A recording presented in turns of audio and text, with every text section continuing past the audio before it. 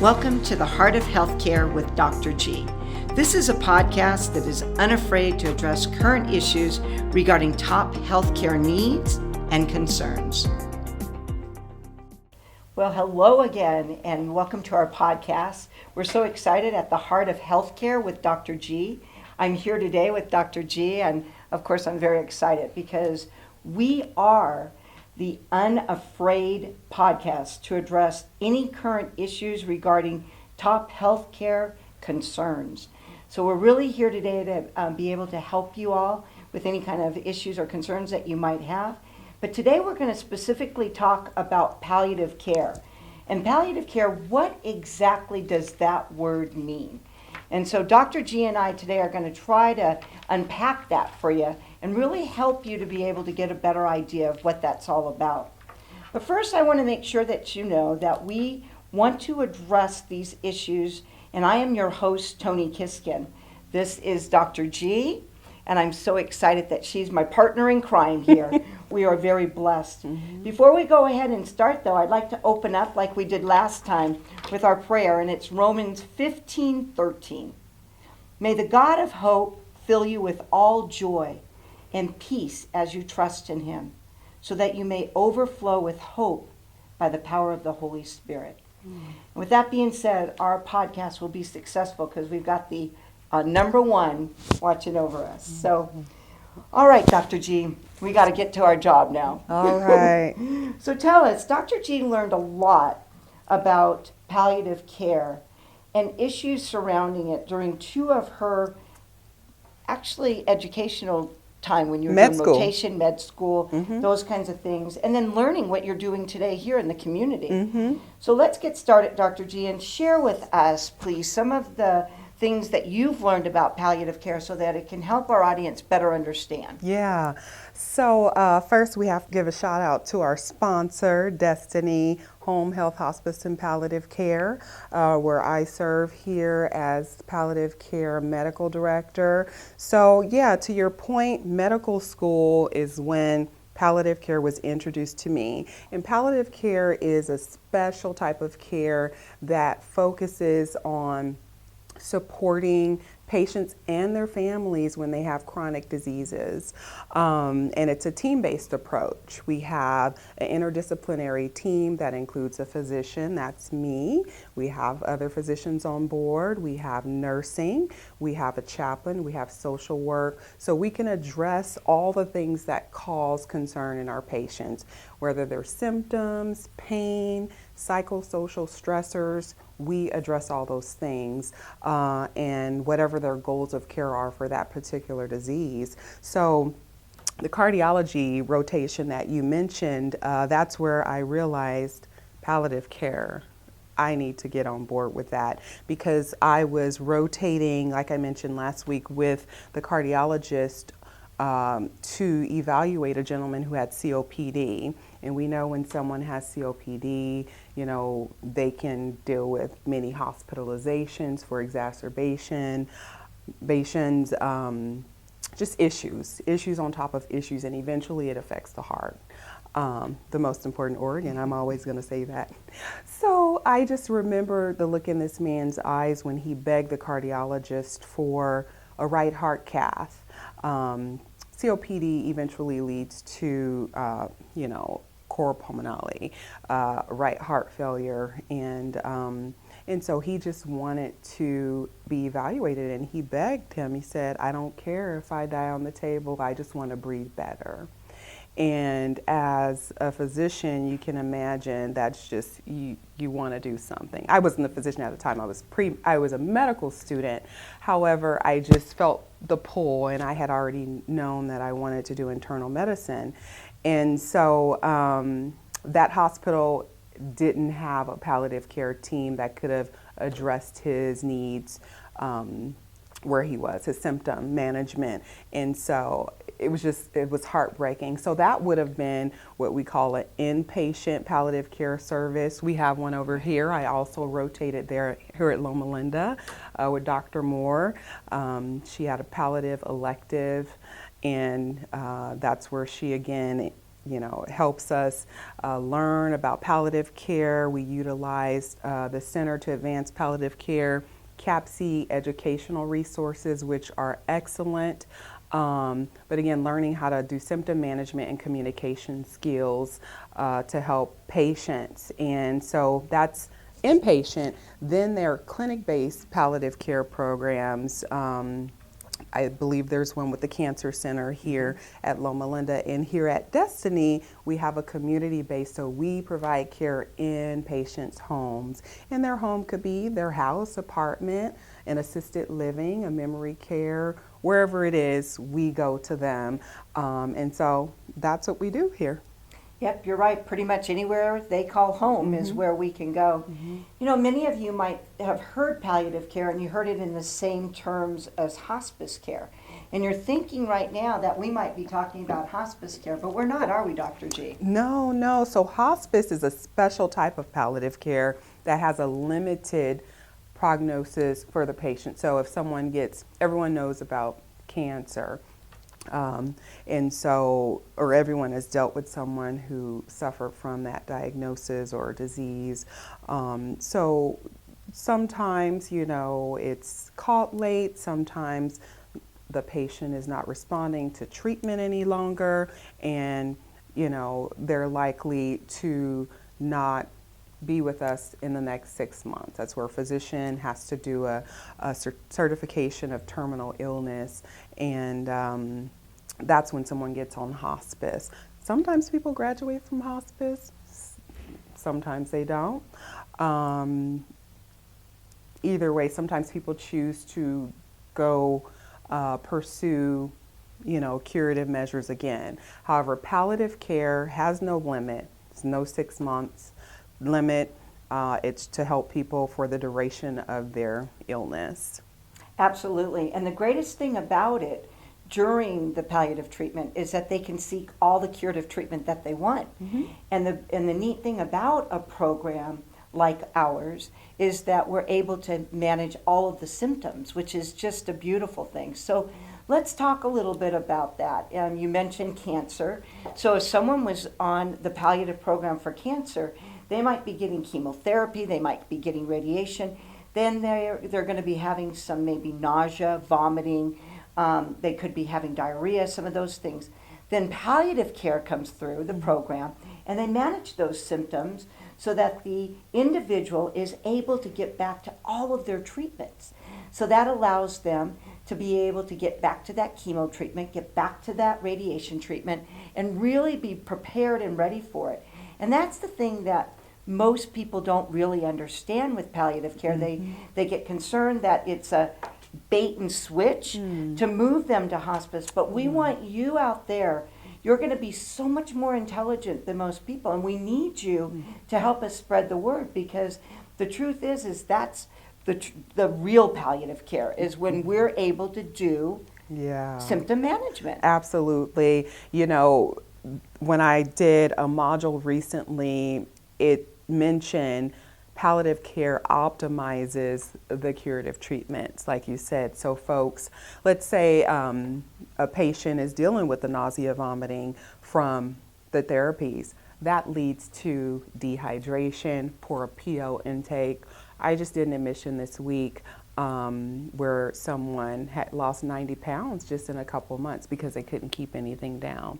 So imagine if this person's nausea, vomiting could be managed, have an appetite stimulant, then maybe they would be more of a candidate for, the curative therapies. The other thing that our community program does is care coordination with all the specialists that follow the patient. So in the example of cancer, which is very common, you have the oncologist, but for someone who has a COPD, they have a pulmonologist, they may have a cardiologist, and there are a lot of people who need help getting their appointments. Some people need transportation. We coordinate with some of the local insurance programs to get them transportation, just a slew of things. So Absolutely. To meet them where they are.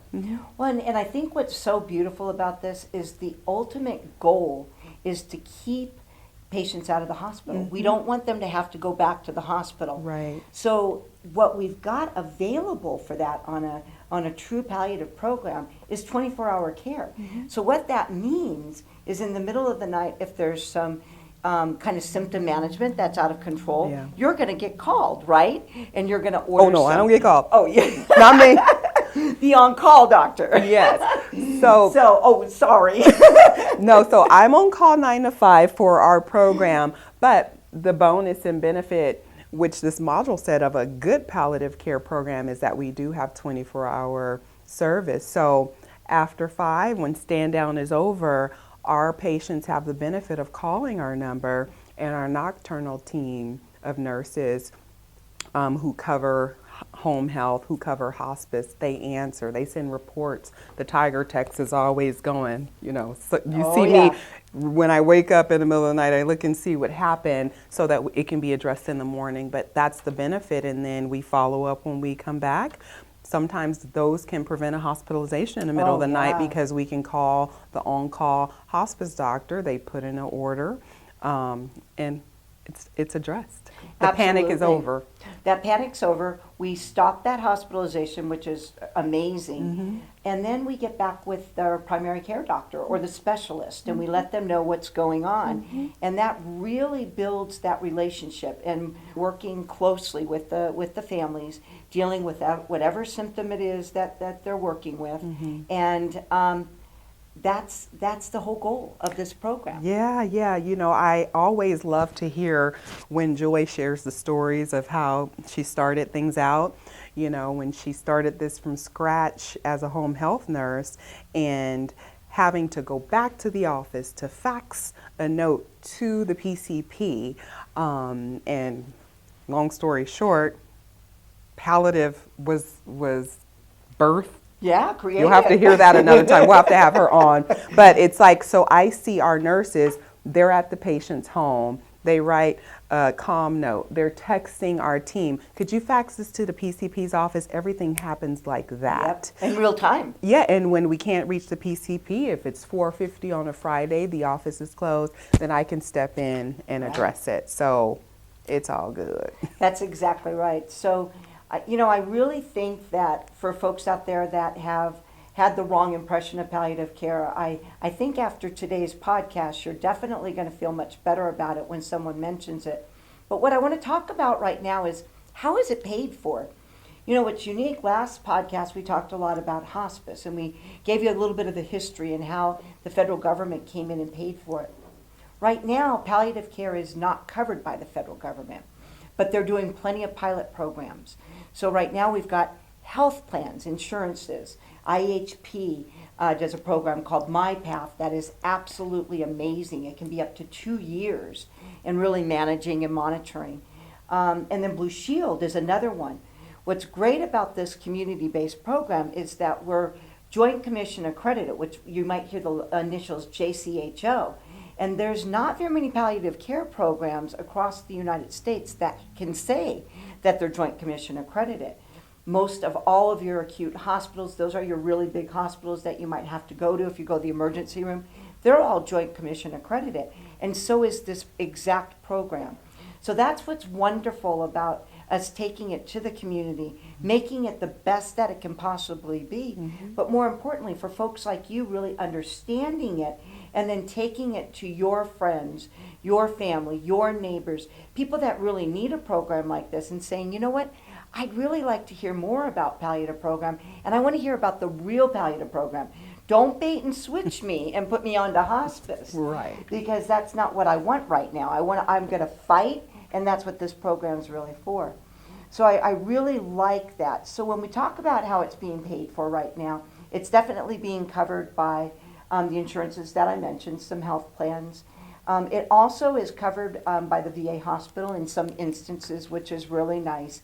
And then a lot of the plans will get some permission or a letter of agreement or something like that. Prime Care is a big one for us. That's a big medical group. So the medical groups are really great too, the ones that are at risk. So in your area, your community, all you got to do is ask the question. And if you don't know, you don't know what to ask. But since you do know, you're going to be able to ask some very great questions that are poignant so that your doctor, your medical team is really going to be able to answer them and give you the information that you need. Now, what I'd like to talk about right now, Dr. G, is we talked a lot about the different diagnoses. We talked a little bit about how they're cared for in the evening. But what kind of patients are really, really appropriate? Let's talk about some of those diseases that might be appropriate for something like palliative care. Right, there's a lot. So There is. what pops in my mind, heart failure, very common diagnosis.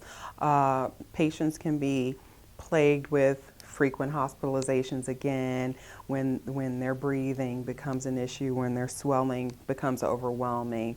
They need to go in and be diuresed. 5-day hospitalization, something like that, when it could be managed at home. So we have that. We have folks that have, hypertension. We just had our Blue Shield meeting today, so these things are in my mind. Yeah. We have young and old, so we have a 102-year-old on the service and everything in between. So again, palliative, it's just folks who have chronic illnesses, chronic kidney disease, end-stage renal disease, because you can't go to hospice if you're still undergoing hemodialysis. Any kind of dialysis, you're exactly right. Yeah. So, and that's really a biggie. What I have really seen with families a lot of times is that they don't want to give that up. They don't want to give that dialysis up because they know the minute they do, that's really the end for them. Yeah. So, we say in our palliative program, if you can get to dialysis, which everyone has their mode of transportation, they're set up for that, and you can continue to go, then palliative care is absolutely the best place for you. Absolutely, Yeah. absolutely. We're the extra layer of support to your care team. I've had patients ask, well, how much does it cost? I say, nothing. You don't pay for a cardiology referral. You don't pay for a pulmonology referral, a nephrology referral. Right. Palliative care is also a specialty. Absolutely. And I think another perfect candidate that would be great for palliative care is ALS or Lou Gehrig's disease. Yes. They're really, those are the tough ones that we see. And, who wants to come off the ventilator? Yeah. And anybody that is on a ventilator, palliative really is perfect because on hospice again, and we want to go back to hospice so that you really get a good idea between the difference. And so under hospice, you are not going to be able to be on dialysis. You're not going to be able to be on a ventilator. All of these curative kinds of treatments that they're considered very aggressive, you're not going to be. But on palliative care, we can absolutely be on a ventilator, and that's why Lou Gehrig's is a really good program for that, and normally very young. Yeah, we have a couple of those. We also have another rare disease you don't see often, Huntington's disease. Again, there's hospitalizations, there's multiple specialists following, need our social worker, guardianship, all these things our social worker addresses. So yeah. Absolutely. And let's talk a little bit about Huntington's disease. Let's help them to better understand what kind of disease is that? What's that about? So Huntington's is a genetic neurodegenerative disease. It's autosomal dominant for the scientists listening in. So it typically has onset 30s, 40s, and younger for each generation, subsequent generation. So how I described it to this family in layman's terms was imagine Alzheimer's mixed with Parkinson's. Yes. And in a young person. So you have the degeneration of the brain. So this person may be experiencing some personality changes, but it's nothing that they can control. Right. Their brain is literally deteriorating from the genetic illness that's creating proteins in the brain and destroying the brain. So you have that, and then you have losing, the neurotransmitters that are controlling movements and things like that. So very debilitating, Very stressful. Yeah, so you need support. You need support and planning ahead for that one. Yeah, and I'm really thankful that we have this program, because when I heard about the diagnosis in one of the patients that really needed that, it just filled my heart in knowing that they would be able to stay at home, be as comfortable as possible, and be there till the end, when they ultimately will go on to hospice. And that's something that is also that I want to discuss a little bit with you, and Dr. G does as well on our podcast, is that palliative care, we believe, is the perfect place to go when you're fighting tooth and nail for every part of it. We talked a lot about curative measures, aggressive measures, but there will come a time, if the disease does not change its trajectory, to where hospice will be more appropriate. But what's great about it is that before palliative care came along, a lot of families felt like they went from home health directly to hospice, and they just didn't have that middle spot in there. And that middle spot right now is looking at right now by the federal government to be paid for, like we already talked about. But what's interesting about it is that it really gives families that hope. You don't have to lose hope, and we never, ever want anybody to lose hope. Hope is the one thing that we've got, and it's something that is ingrained in us. And if we lose that, it oftentimes really makes everybody that's involved sad, and it's difficult to go through it. So that's why this palliative care program is such a great opportunity for folks to hear about it. And we always, address the trajectory of the diseases that patients encounter. I want them to understand what we're dealing with, how it will look, but also reassure them that we'll be there for the duration. We created here pathways of care so that we can seamlessly go between the different services we have. If there's a home health patient declining and they do need to go to hospice, we can seamlessly do that. When we have a hospice patient who is graduating because they've stabilized from having great hospice care, then they can sometimes slide on over to palliative or slide on over to home health. So we love having these pathways of care, and the goal is we're going to be here for you throughout the whole duration. Absolutely. And I really think that gives the families every bit of hope that they really need when we talk about hope. And, when we talk about the heart of healthcare, which is what our podcast is called, and we love it so much with you, it really is for you out there to really have that opportunity to be able to, one, learn something new. And today we hope that you've learned something new about palliative care, the different diagnoses, how long you can be on it for. There's no limit. As long as your disease process allows for it, how it's paid for, what we're really able to do for you and our team and great folks like Dr. G.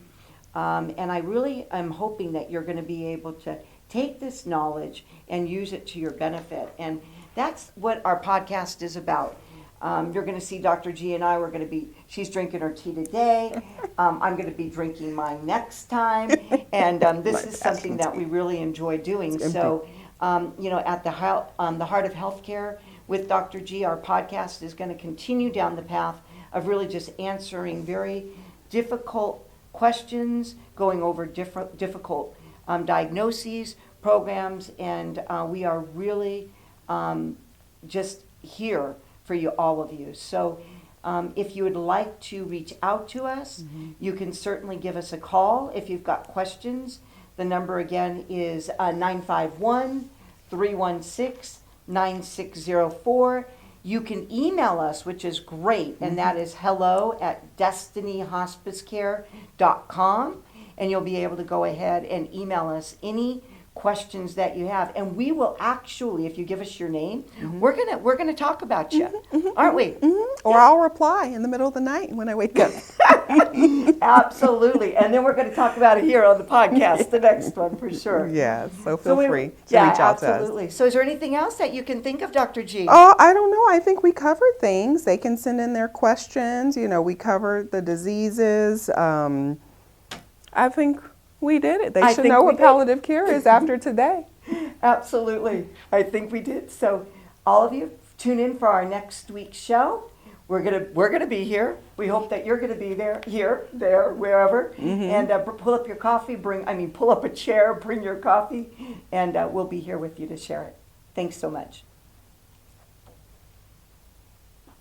Thanks for tuning in to At the Heart of Healthcare with Dr. G. Help us by rating us on iTunes. And don't miss an episode by subscribing on YouTube. And be sure to click that little bell to get notified about new episodes.